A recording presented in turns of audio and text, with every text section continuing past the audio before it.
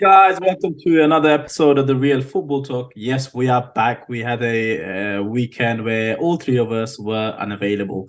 But yeah, we are back. We all hit the shed at the same time. Yes, we did. We none of us could have made it for whatever reason, or make the timing.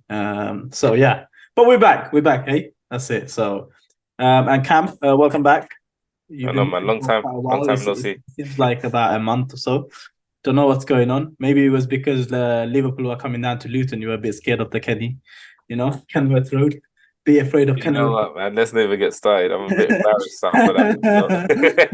No, it's I, not. I It's feel like with Luton, I'm yeah. beginning to eat my words every week. It's not for everybody. Coming to the Kenny and performing. What I'm saying is every It's week, crazy. as the games go on, I just feel the weeks go on, I feel like I'm gonna start eating my words more because out of the three teams that got promoted, it seems as if Luton have found their feet comparative to everyone else. So We'll get to that. I just had to mention it because I'm waiting for my dinner at the end of the season. So no, that's great. What I was trying to say is, humbly, I'm willing and I'm accepting to give that because, like I said, I've been shown up, compared to the other team, especially like Burnley, who we were actually really optimistic about. Luton are actually showing the most promise. So, yeah, good no, on them. definitely. Good on them. Like I said, because they're your hometown, I have like a soft spot for them, but I had to be critical. And you know You, what? you ain't got I'm glad. you ain't got In no a choice. way, I'm glad I have to eat my words because they are showing me up.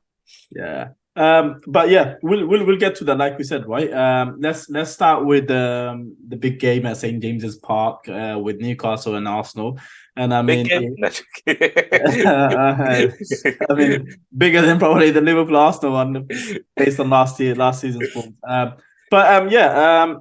Massive game because obviously, if you look at the context of it, they finished fourth, and obviously the Saudi investment, etc., and Arsenal obviously finishing second last year. yeah. And if you look at the performances, yet even last year, it was very heated, right, between the two teams.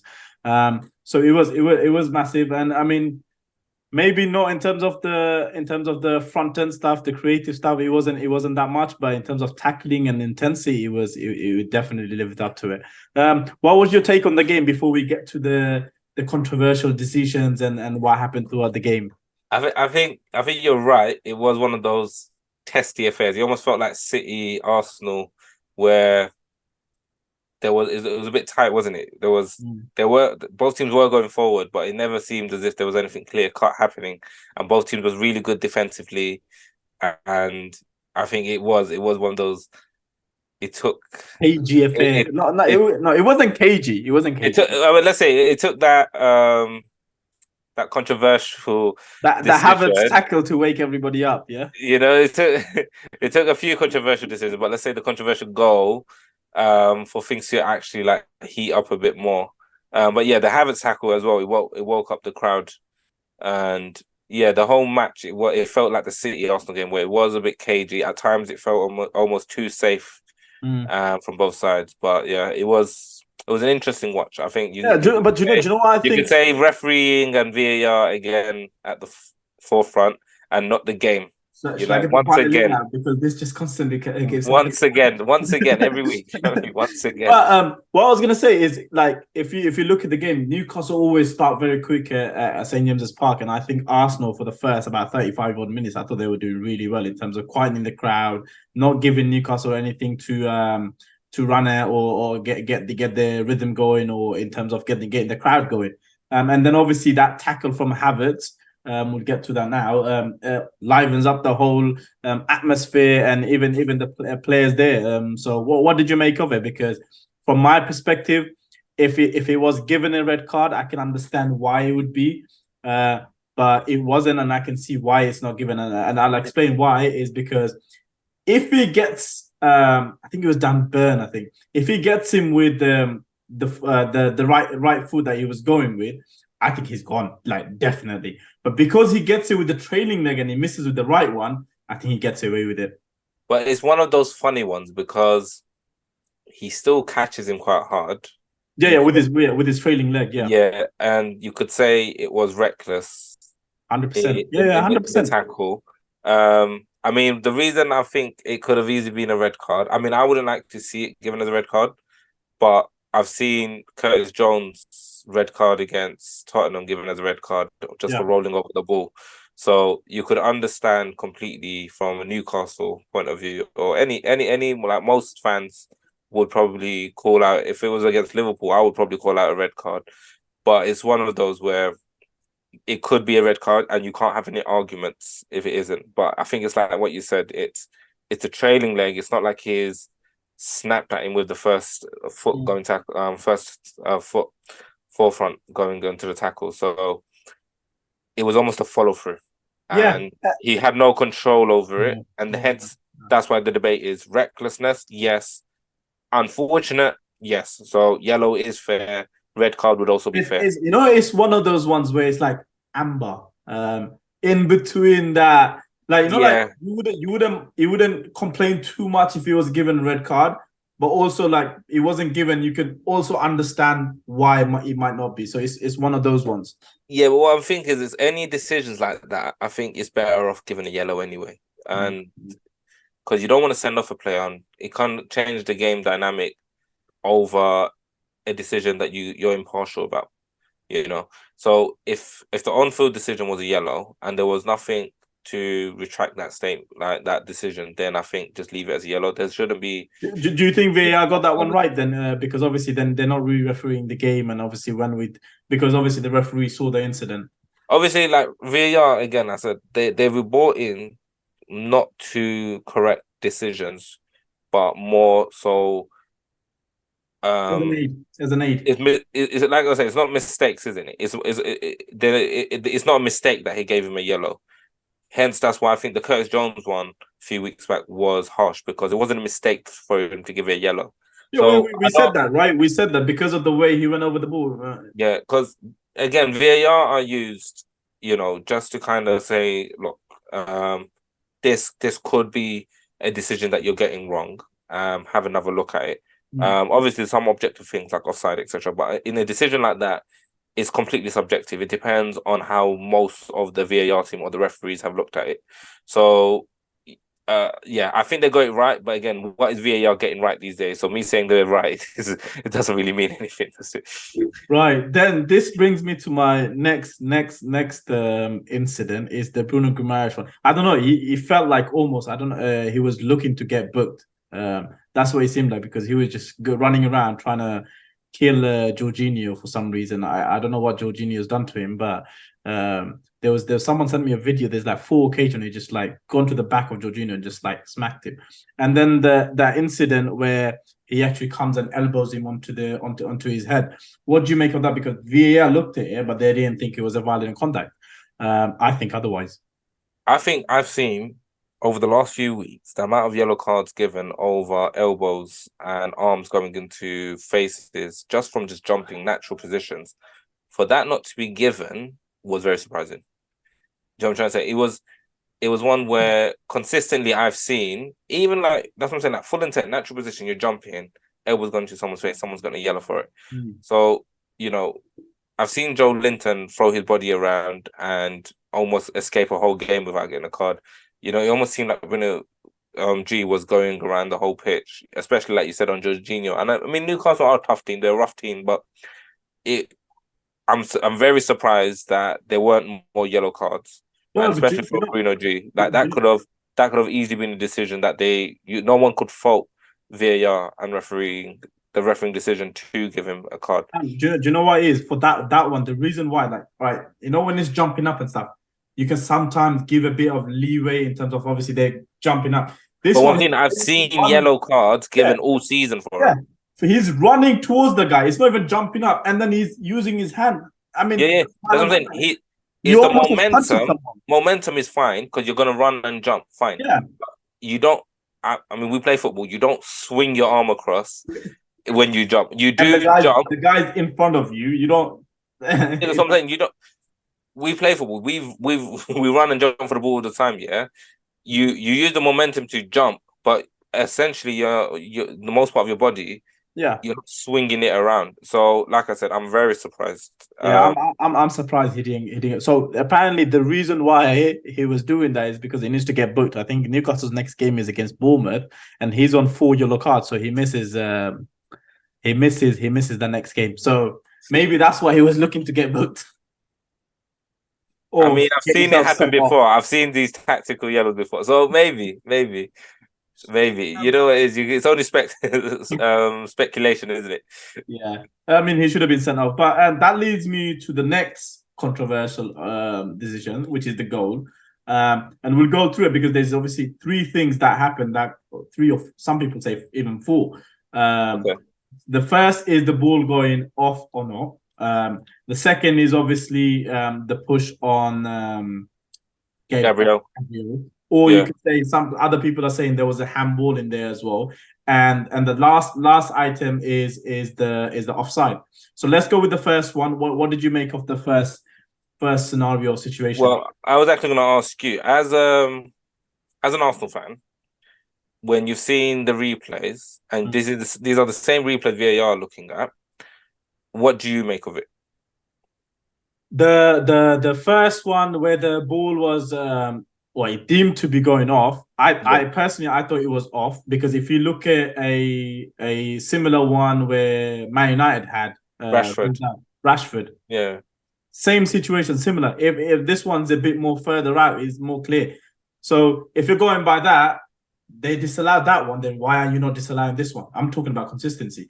But obviously, Yeah. I think Being Sport. I saw another video from Being Sport where they showed that the ball was slightly inside. So I can understand. Okay, maybe that's justified. But if we're going by the consistency and obviously Being Sports technology, whatever is not available, if you're going by what was happening before, then you should be ruling that one out based on that. Based on that evidence. That's what I think, because obviously the ball going out is down to perspective, you know. There's plenty of videos of it where there's a line and a ball, and if you change the camera angle, you can see that it's not on the line, and then you go over it onto bird's eye view, and you can see that it's on the line. Now, if the on-field decision was a goal, and then they're checking it, and there's not enough angles to certify whether or not it did go over the line or not, I think they have to go with the on-field decision, Yeah. No, which is a goal. valid. So I think, you know, the ball staying on leading to the goal, I would say, yeah, that But do, decision do you was know? Do you fine. know this But brings? I do think it was a foul.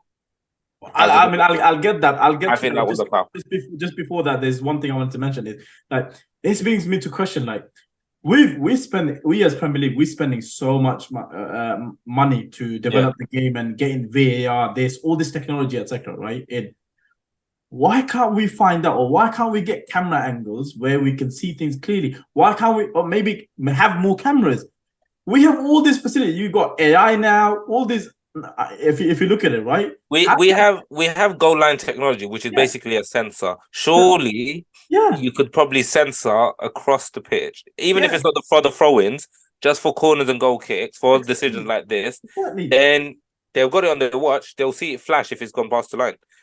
So I think, you know, we've had, I don't know if we've had it, but I know the discussion's been out there before about sensors being across the back of the line, you know, on either side, because again, it's decisions like this where if you haven't got the camera angles for it, you've got the sensors for it. We've got the goal line It'll technology. back you up. It'll back up your hypothesis. Yeah. So, like I said, it's one where because they haven't got the technology for it, or maybe the camera angle for it to justify it, you have to go with the on-field decision. No, But I I agree. agree that you spend all this money, you know, again, it's not called the biggest league in the world because of just the teams. It's because of the amount of money invested into the Premier League. 100%, So 100%. the least that fans deserve, and even like clubs deserve, is that consistency where we can invest money into these type of protocols that would help actually better the game, and not VAR and the way it is right now with them drawing lines. Actually, maybe we should adopt the AI route that the World Cup did, because that would help with offsides a lot more. You know, Yeah, if you want to use technology, then use it to its best and maximize it. Don't half-heart it like I think the Premier League are doing at the that's moment. what they're doing. That's what they're doing. Exactly. Then that brings me to the next part, the foul. What did you make of it? I thought it was a foul. I thought it was I don't know obviously what the circumstance would have been, because Gabriel's body position was all wrong, Yeah, I think, in dealing with it. But he's gone completely over him. I mean, it's just like it's almost trampling on him. yeah. Now it's the argument of he could have been stronger, he should have dealt with it better, but doesn't change it. His hands are all over him. He's just, what can Gabriel do? I know, like, Joe Linton's not small. You know what I mean? Like, he's a big guy. Do you know? See, this is one where maybe all Arsenal fans might hate me, even though I'm an Arsenal fan. But I do think he goes down a bit soft, and obviously it doesn't help Gabriel in the fact that the way he obviously because he's trying to lean down and go back so that he can clear it over, right? And Yeah. because of that, and obviously Joe Linton's trying to jump up. So as you jump up, it's natural for your arms to come out. So when you do a still picture, it looks criminal. But when you watch it, it doesn't look as bad. It doesn't look like the force was that much. So for me, that one is very subjective, and I could see both side of the argument, if that makes sense. Yeah, I know. Yeah, but I'm saying from my point of view, it's a foul. Yeah, yeah. I think it not being given a foul is completely fine because that's what I'm saying. You could look at Gabriel's body positioning. You can look at the outcome of the way he was dealing with clearing the ball because at the end of the day, obviously when you're in the game, especially at Premier League level, sometimes it's just you go with instinct. But you'll see that nine times out of 10, you'll probably see that as given as a foul. Yeah, anywhere across the pitch, I think that's given a foul. That's why I was a bit surprised because it was. We see it in the box anyway. The players are really handsy and very physical with each other anyway. But this wasn't one of those set piece situations. It was very much the ball was swung in, and as Gabriel was dealing with it, it was almost. Yeah, I don't know. Maybe it was soft, but I don't feel like it was soft. I felt like he almost trampled on him. He went on top of him. His hands were all over him. It's very hard to deal with a situation when you're being impeded. I felt it was a foul, but it not being given a foul is fine as well, just because you could argue that side of it where it was soft or his body positioning was wrong. So he just got the better of him. That's all it is. And then obviously brings me up. I mean, the handball, I thought we've seen so many that has been given where if he touches your hand in any of those areas, it's given, but they didn't even look at it. So let's not go into that. But the offside. Now, the rule says if there's two players, there must be two players. If the goalkeeper goes obviously past the ball, there must be it's the last man. It's either way, it's last man. Yeah. There must be two opposition players there for you to be onside. There was only one. However, I mean, I don't know why. Again, camera angle comes into play. Why are we having so much issues with camera angles? What's going on? Like, what's the purpose of this camera? I don't know if it's St. James's Park because I don't know if this is a recurring issue. There's been previous issues. I'm just trying to wrap my head around which game it was previously where there was another game. There was another game like this. They couldn't find the camera angle. This one, I'm wondering if it's St. James's Park and where the cameras are positioned around the pitch because this seems as if it's happened before. And I'm just trying to wrap my head around when. I can't, off the top of my head, remember which game, but I do remember a similar situation where it was almost we have to go with the on-field decision because of the camera angles. And again, I think the offside wasn't given primarily on the basis of that they just couldn't gather if there were two opposing players there. And again, they couldn't structure it based on they couldn't draw the line between play. Gordon and Raya, whether Gordon was ahead of him or not, and that's why they couldn't draw the line. This is what I'm saying. Like this isn't a problem that the VAR should be having at this point. If you're implementing VAR, that shouldn't be a problem that you're having. And this is why I believe if you're gonna use technology in football, like most of the leagues have chosen to, maximize it and use it to its best potential. And it seems as if it's half-hearted because we have people. And like I said, people can have agendas. We can't obviously accuse, but I just feel Saudi just got a deal with the Premier League for the referee. So I don't know. I'm just not saying anything. Just like I said, it's like how can you rely on the referees to build lines and use their vision of what they see on a camera when you have the AI technology that can do it for you? And if it fails, then you still have the people there to look at it. Cam, it's not even that. Even if you look at it, right, this is what third season with VAR. Yeah, third season. Why are we still having issues with maybe angles? Why are we still having those? Those issues should have been rectified by all these years. Why should we still have these issues? Yeah, but this is what I'm saying. Like we're using technology, but we're not maximizing. We're not using it to its best potential. So, is there a point of it? Because it's almost as if most times when an on-field decision is made, it's it's either being like VAR's in the ear saying, "Oh, change it," and then we're looking at it, and it's like, well, that wasn't a clear and obvious mistake. So why have you asked them to change it? So you could have stayed with the on-field decision. But then there's other times where there are clear and obvious mistakes, and you as VAR aren't interfering, and you stayed with the on-field decision. So it just doesn't make sense. Which one is it? Like, which one? What are you trying to do? Are you trying to rectify mistakes, or are you trying to show that if there is clear and obvious mistakes, we're coming in? Because at the moment, I can't tell. It seems as if they're trying to rectify mistakes, but then I in mean, other times, I've they're seen just other leaving. games. I've seen other games where there were VAR checks for literally anything and everything, and there's some games where there's no VAR checks for anything. It's just like it depends on who's in the room, isn't it? It Yeah, depends on who's yeah, in the VAR room. literally. And So I it's think it does need to move on to a platform now that yes, you can train referees for it, but don't make it the on-field referees. Train VAR referees. no, You exactly. will Have be specialists. Have yeah, they will be the only they won't go and referee any games. They will be specialists, and this could be current referees, yeah, previous referees. All they're gonna do is deal with VAR. That's yeah. their job. That's what I'm saying. It's like don't make these on-field referees have weeks where they're VAR referees. Yeah. You know, it's like you're working double shift. You're either on-field referee and then have specialists who are VAR referees. Just Mhm. go down that route because then at least there'll be more consistency.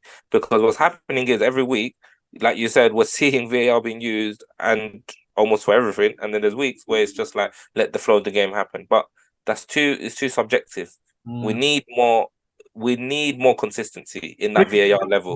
Bringing me to the main question: should the goal have stood or not?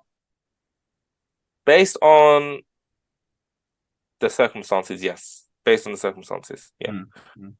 I mean, yeah, because I mean, personally, it shouldn't have stood, but because by the letter of the law, there's no enough evidence for them to rule out the on-field Yeah, decision. decision. That's what I'm saying. Based on the circumstances, yes. Yeah. But if I think if the correct rulings were there and there was evidence was there, then we might have seen a disallowed goal. That's what I'm thinking. Mm. And I mean, obviously, what did you make of Arsenal's performance? Because obviously, 1-0 lost to Newcastle. Didn't look that threatening I attacking. don't I don't think they were bad. I think Arteta had a game plan because it's St James Park is it's a hard place to go. Mm. You know, Newcastle aren't an easy team. You I know, we mean, the saw only two teams to have won at St James's Park, or it was Liverpool and Arsenal since 20 something. yeah, but Liverpool won this season. That's what I'm saying. Yeah. Only. Yeah. But what I'm saying it's not an easy place to go. And I mean, we saw what they did with PSG. You know, it's a top team. You know, regardless of the changes, they are a top team. So any club going to St James Park, I think Arteta had a game plan, and I think it was unfortunate certain circumstances led to the goal, which kind of made it harder. And I don't know. I think if things went the way he planned, you know, you guys might have just scraped to win, or would have left with a draw, which I is personally thought you'd probably going to be end up as a 0-0 because I yeah, was. that's what I'm saying. Like it could have been ended up a draw, but we've seen Arsenal and the resilience recently that they could have just gone on to win it. That's what I'm thinking. So it was one of those where, with the decision going their way, it was almost an impossible climb back. Mm. No, but do you know what this also brings into attention is like an issue with Arsenal that I've seen. There's a lot of games. Everyone keeps harping on about Eddie Nketiah, and obviously he got a hat trick last week, and rightfully so. He was praised, but this is a game that kind of signifies why we actually need an alternative striker or another actual number 9 because Jesus is never fit. He's always injured, right? So we always have to rely on Nketiah. And Nketiah will always have to cover for. So the reason why Havertz was playing almost as a number 10 or false 9 right next to him is to win those headers because Nketiah can't do it. So if we're He's not covering for he's if not we're strong covering enough. for a I player, don't think Nketiah is strong enough. That's all yeah, it is. that's what if we're covering for a player by playing another player just to cover for his lack of ability or lack of ability to bring the ball down or win a header, then that means are you good enough to be a striker for an elite team or a team that's challenging? So I think Arsenal really do need to invest in a striker in January, someone that can play consistently in Biffy because Jesus, I'm sorry, he can become a backup to Bukayo Saka and play as a backup striker to whoever else comes in, because or else I think you're right, because I think when I think about Liverpool, there was a point where we're in this middle ground where we've improved a lot, but where do we go next? You know, we bring Salah in, but we're not quite the finished article. Then we bring Van Dijk in, and we're almost there, but we still had the likes of Lovren and Karius in goal, or Mignolet in goal. Then we bring in Alisson, and it felt as if finally we've got a team, you know. But there was obviously, a spine. There was a spine. yeah, it's like eventually, obviously, our midfield fell off, and now I think we're starting to see that midfield develop again. And even if we don't go on to win the league, I think there's promising signs there with this Liverpool team to now go on and develop. But I think going off of last year, I think that was a major, you know, point in that Arsenal team where you needed a focal point, where you needed a number 9, you know. Yeah. And it's funny enough, it's like someone like Alvarez would be perfect for that Arsenal team. Obviously, I know he went to City a season ago, but it's just someone like Alvarez would be perfect for an Arsenal team. That's what I think. And you need a striker who can lead the line for you. And I think you're right. And Nketiah's not the one. And Gabriel Jesus should be more of a backup striker, or play against those teams where you need someone to hold it up and play off the wingers. Yeah, we just need someone like a Osimhen or someone a Jota. or a Vlahovic. Jota. Oh no, but I mean we got the Jota type in what's his name, Jesus. So yeah, Jota goals, mate, goals galore. Even in a 0 out of 10 performance, 0. Not yesterday. But yeah, we were shambolic. Let's not go there. Yeah, but what I was gonna say, okay, so but what did you make of Arteta's outburst at the end? Do you think it was right to do? I mean, there's a lot of blame coming from Carragher, Gary Neville that this is outrageous. You shouldn't be doing this, blah blah blah blah. But it just seems.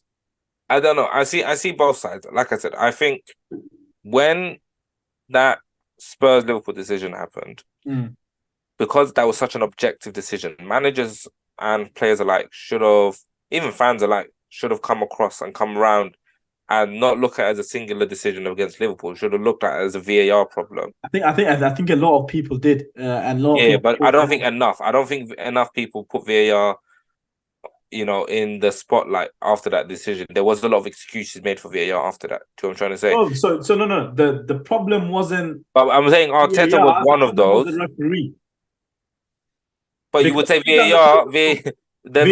VAR did look at it. No. So the referee done it wrong.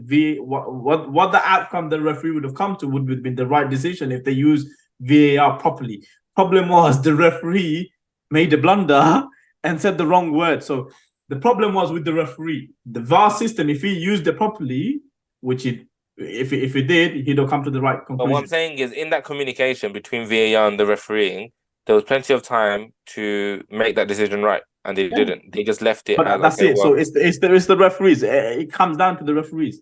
Yeah, but what I'm saying is that was an objective decision. Now, what I'm saying is Arteta was one of the few managers to kind of just brush it under the carpet and be like, "Look, get over it."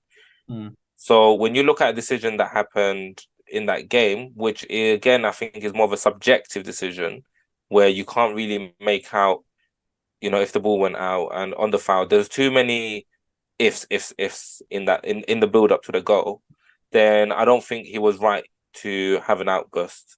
But again, I think any manager would feel hard done by, and I think referees need to be put in their place a bit more, because it's too often that they're allowed to just make mistakes, and I think it's stupid that referees can just get away with it, and footballers and managers can't say anything, or they'll get fined. This is what's going to be my point is the fact that you as a media company, etc., you want them to do a press conference straight after the game where they've had like zero time to think or process whatever, because everybody's emotional. And you'll be emotional straight after the game. What would you expect? So he hasn't had a second look, whatever. So he's gonna go based on what he saw with his eyes or whatever. So and he's gonna feel outraged, right? Yeah. So if you want the managers to say what they believe and what if you want their opinion, it might be subjective, whatever you want to call it, then you can't complain afterwards. Oh, that he shouldn't be doing this or blah blah blah.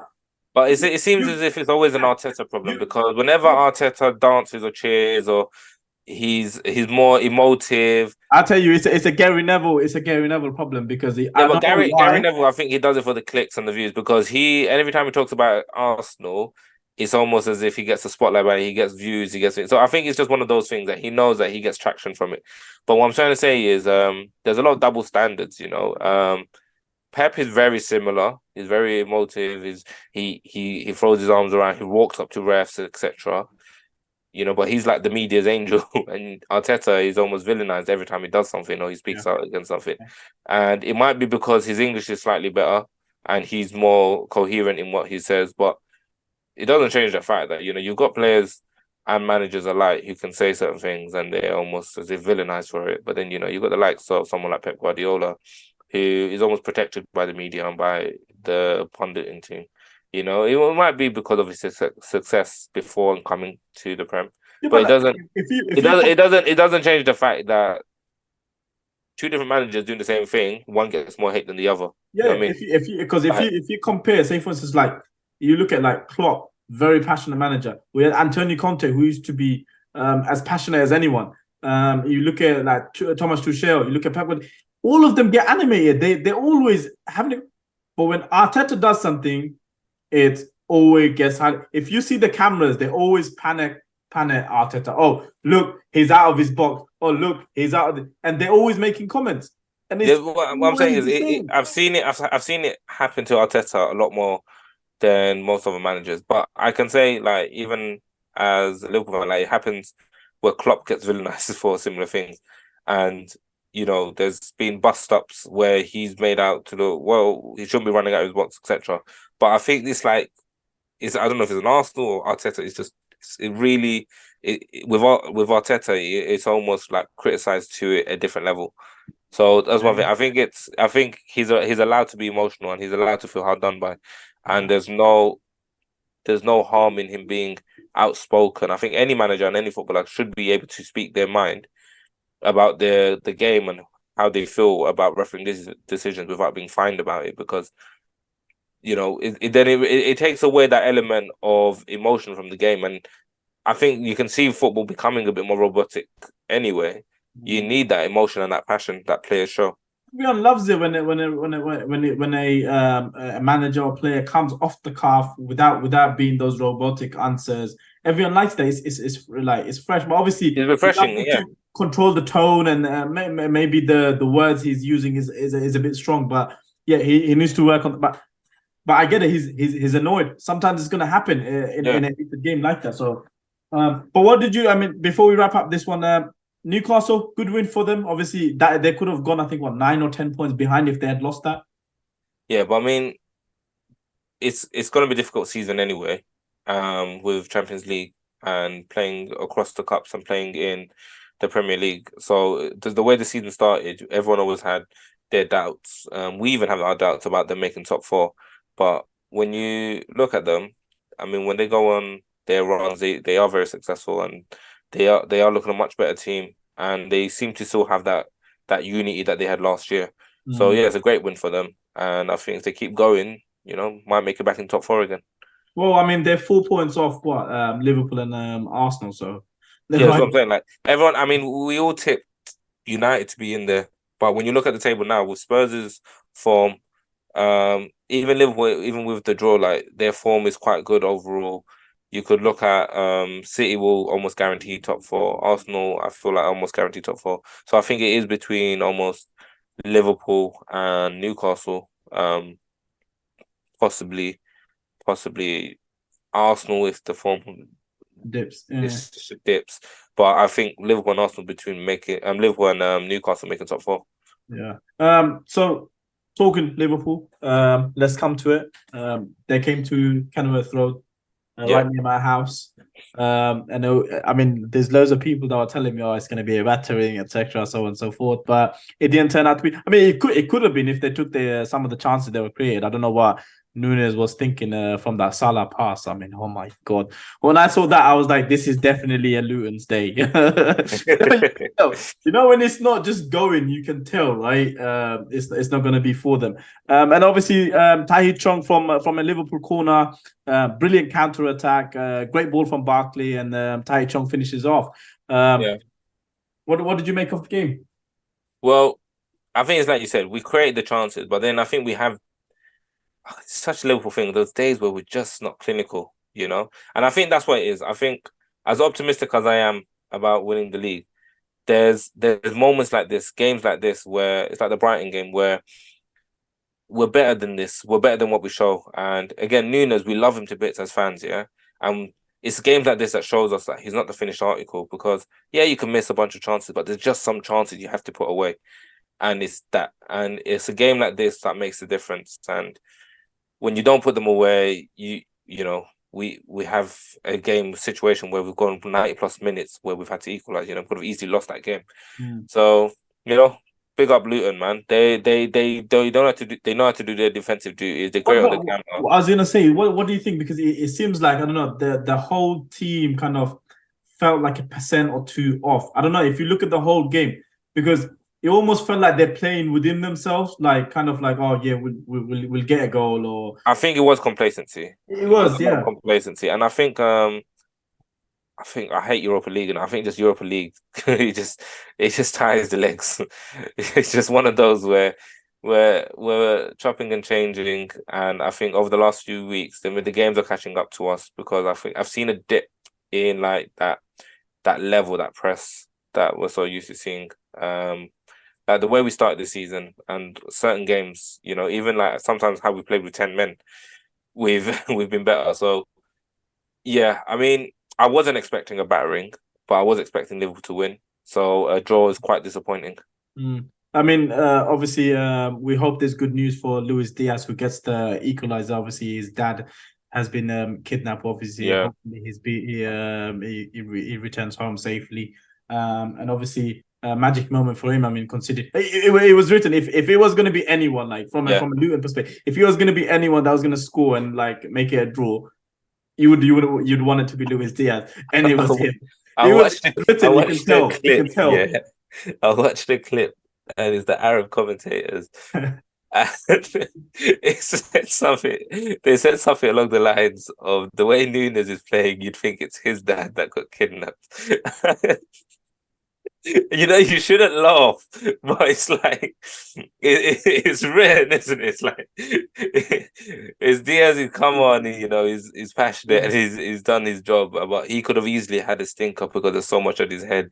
Yeah. But it's one of those where I'm happy for him, but obviously as a Liverpool fan, you know, for him to even turn up and play, it's crazy. Because it's not, you know, I can't imagine that happening to anyone, let alone a professional footballer like that. Do you know what I mean? So yeah, it's a crazy world, you know. And yeah, like you said, I hope everything's all right and his dad and his family are kept safe. I mean, a bit on Luton. I mean, I think they're finally kind of making a meal of it now, settling into the Premier League and the level Yeah, that's expected. They're challenging in every single game, and even in this game, like you wouldn't have expected it. This is a European champion team, a Premier League winning team. This is the biggest team they have faced at the Kenny. They still haven't got a win there, but that will be massive. Even though they yeah, might be disappointed the fact that obviously they lost there right then, it could have been three. But to even get a point away, and you know, when you look at hindsight, it's an amazing result because that will give them so much confidence going forward because they'll know anyone that comes there, they can do something. yeah. I think, like I said earlier, is Luton are actually finding their feet in the Premier League. We all expected it from Burnley. We said like they finished top of the league, the in the Championship, and we thought just the style of football and Vincent Company and maybe like Burnley's familiarity as a club in the Premier League that they'll be better off and they'll be fine. But I think if we're looking at Luton and we're looking at Burnley, you can see that Luton are probably finding their feet more. And I think their recruitment, although it's taken a bit of time, you can see that they're reaping the benefits of it. They are a very defensive team. They are a counter-attacking team, but they're not just a defensive team. They're good, like a well driven defensive Well team, drilled, and yeah, well drilled, yeah. and they're well drilled, and they are getting goals now. We've seen it. Like Morris is looking more of a threat than he did at the start of the season. So I thought Ogbene and Barkley were just amazing and really but shot. Barkley, he's showing that quality, that Premier League experience, isn't he? Like he was playing at top teams previously, so he is showing that experience. And I think again, that's all I can say. That Luton's recruitment and identifying the players that they'll need, even if it's not for the now, for the long term, has been spot on. And if they keep going, they might even just stay up. And Yeah, especially if yeah. Everton do get the points deduction, or even with their current form, you could say that they could drop out this season because surely how long can they keep riding their luck and staying up? Well, I mean, if you look at it, Bournemouth aren't doing that great either. I Yeah, but I mean, mean, I did call it with Bournemouth. There was just something in the air about them. But I think with Luton, I'm pleasantly surprised. I we think just like we I'm just glad I'm glad if I can eat my words about them because I we think just we just they're need we just surprising need me. three teams to be worse than us, and then we should be good, hey. But in terms of Liverpool, is it a downer? I mean, they could have gone joint second. Obviously, Tottenham played today.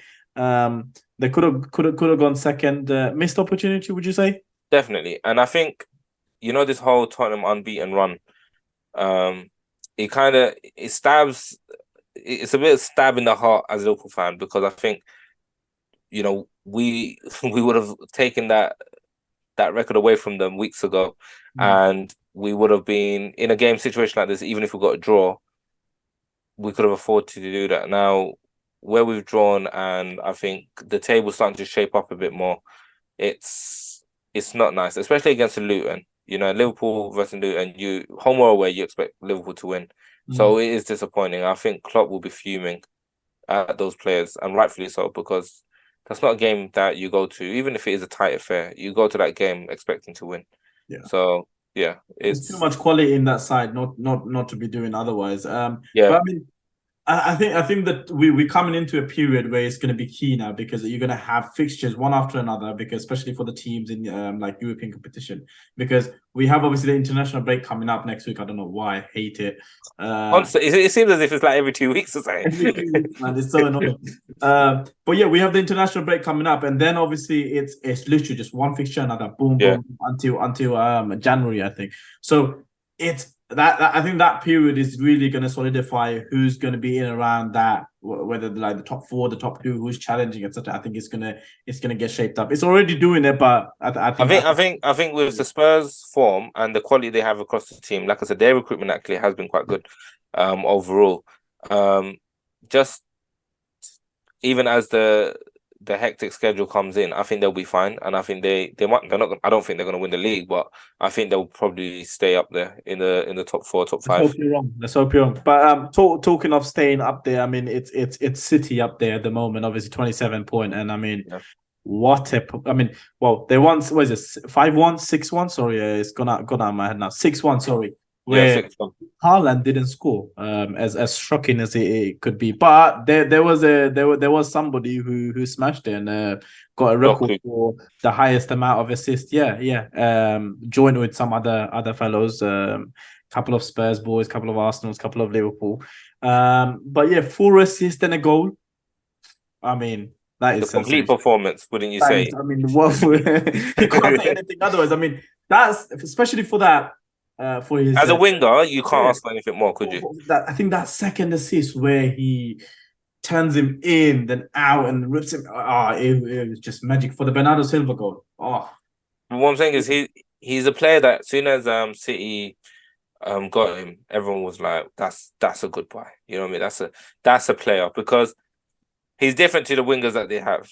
Definitely different to a Grealish or Morris. Like he's so direct. He's so good at taking a man on, and it's almost as if he knows what he wants to do before he does it, and then he just does it. So yeah, I mean, we've seen City have moments where they've not played well and they've still won, but this was just a yeah. performance where it was surprising not to see Haaland on the score sheet because they were dominating. You know what I mean? It was it was it was everybody like else if there scoring was apart a from day that Haaland. Haaland could have probably bagged a hat trick like he was last year, it was probably this game. You know, they were all over it. You know, City were rampant. They were completely rampant. So, yeah, it was very surprising not to see Haaland on the Like, Doku almost reminds me of like Alan Saint Maximilian, but with the end product. with like a Mane twist to With the it. end product to it, like because his dribbling ability and is insane. Yeah, Really. it's crazy. It's crazy, and I think But I mean, he's obviously, brilliant, solid. brilliant win for Man City. Takes them top of the table, puts a bit of pressure on Spurs. What do you make of obviously Bournemouth because they're really struggling with the new manager Ariola? They're playing some good football, but yeah, they just can't seem to get them any wins. I I don't mean, know. Like I last said, like week, I just but didn't really have much hope really for struggling. Bournemouth. I think they're just a team stack of mid quality, and do they have enough players who can consistently perform to keep them up? We'll have to see by the end of the season. I just think they are a team full of, I don't want to say rejects, but they they there's nothing special about them. Like there's certain clubs that have that special player that all teams are kind of looking at or are like fearful of. I don't think Bournemouth have that. There's nothing in that Bournemouth team that kind of strikes you with fear, because even with Luton, they if it's not in midfield with Barkley, they've got Morris who is strong and physical and can challenge you. There's what Solanke maybe, but even then, like most defenders who've gone up against him, they've dealt with him I reasonably mean, well. Not with the top defenders. There's nothing I, about Bournemouth which I think I is think I great. think some of the more creative players haven't been performing, like your Tora or they brought in Cliver. He hasn't done anything yet. So I think that's where their problem is finding goal scorers, and they're leaking so many goals. I mean, their goal difference is -18. So that's a massive issue for Ariola because he really needs to look into that because if you, I mean, you're not scoring in one end, but you're conceding so many in the other. The top pundits will always say, when it's not working, go down to basics. So get your defensive work straight, and Um, then they, who they knows? conceded they conceded 27 goals. It's only been 11 games. That's what But almost this is what I'm saying, like get your defensive work 25. straight, get it right, work on it in the training field, and then go again. Because at the moment, maybe adapt your play style and start thinking of different ways of optimizing your players. Because if you're leaking that many goals, how do you expect to stay up? Mm-hmm. It's ridiculous. I think they're the second lowest scoring team, joined with Sheffield United. So tells you That's why, man. it's just So quality of the quality yeah, of the I Prem mean at the bottom, eh? the creative players really need to do something. They Let's might they might turn it around. Yeah, no, no. I mean, they got enough players, but obviously they need to stand up and be counted for, right? Yeah, yeah, yeah. You need to perform. There's all good having all the ability in the world, but you need to still perform in it. That's what I'm And saying. It's that's what the just problem is. you can you can be creative all you want, but it's as you said, like if you're not performing, then there's no point, is it? Like you're not gonna get any goals, and you definitely won't be turning up when it matters. Mm. Like this City game, I know it's Man City, but you have to show more fight than that. I mean, they had a good plan. It seemed like, but I mean, Doku was just shredding any plans that they had.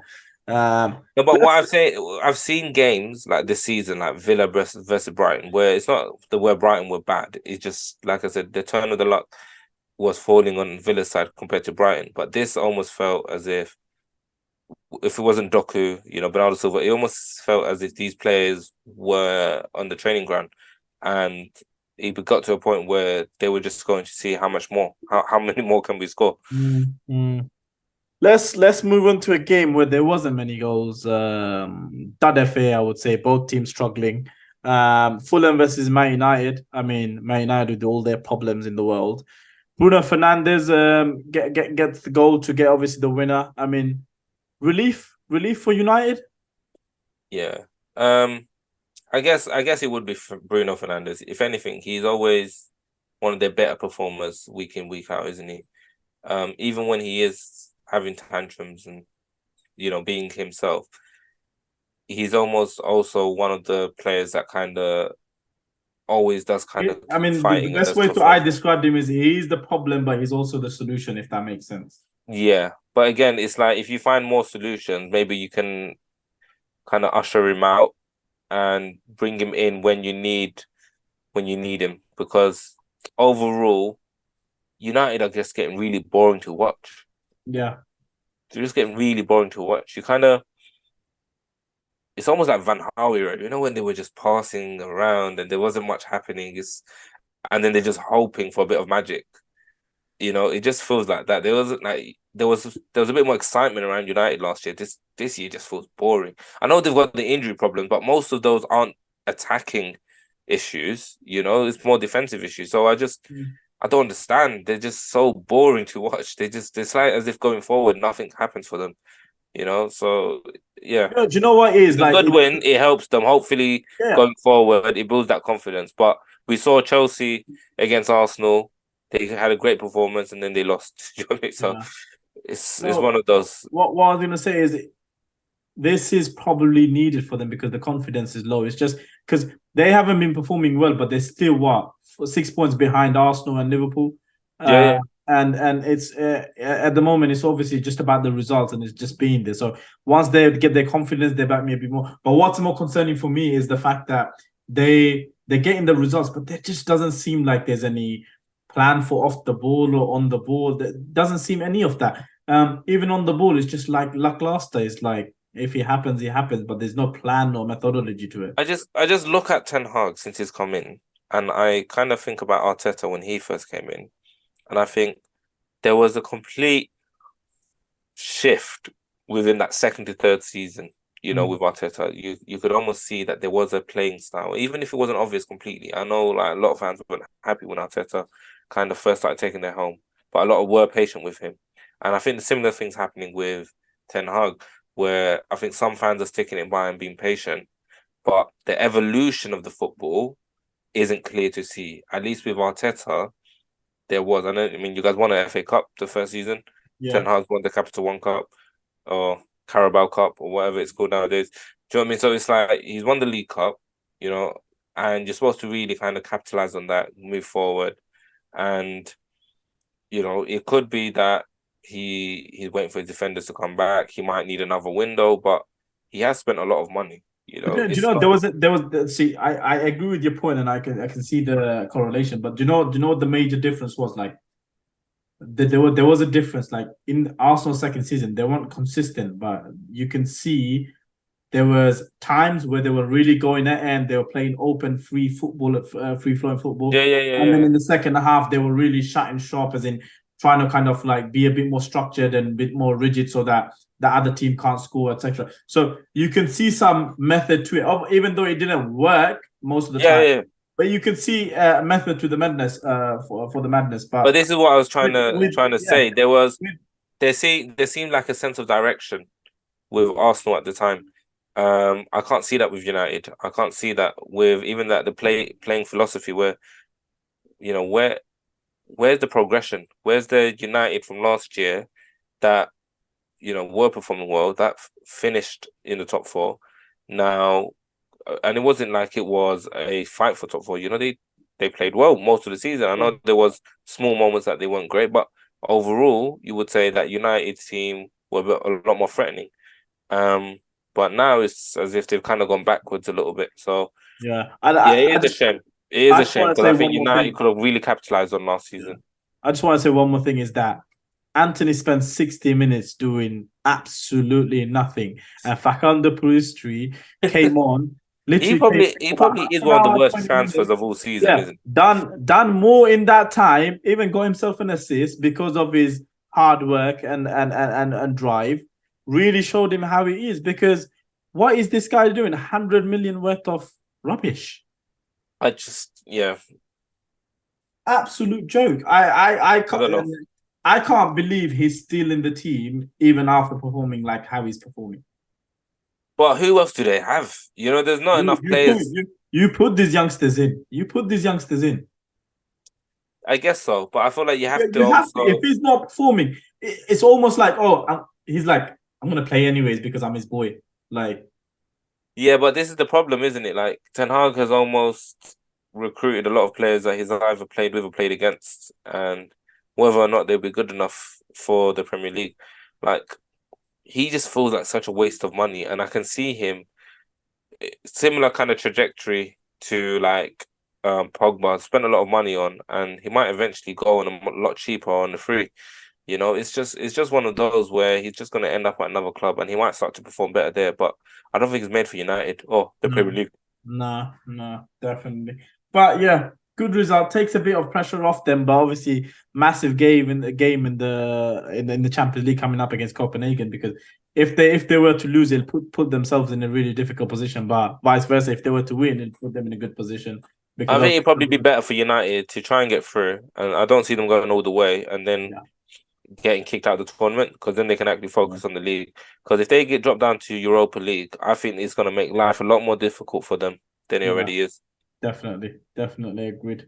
Yeah. Any other thing to mention, Cam? Because I think we covered most of it. I mean, Aston Villa losing, maybe. Yeah. I mean, Nottingham Forest, what a performance, you know. I Brilliant. mean, we've gotten to a point where I kind of expect Villa to win most weeks. So when they don't, it's quite surprising.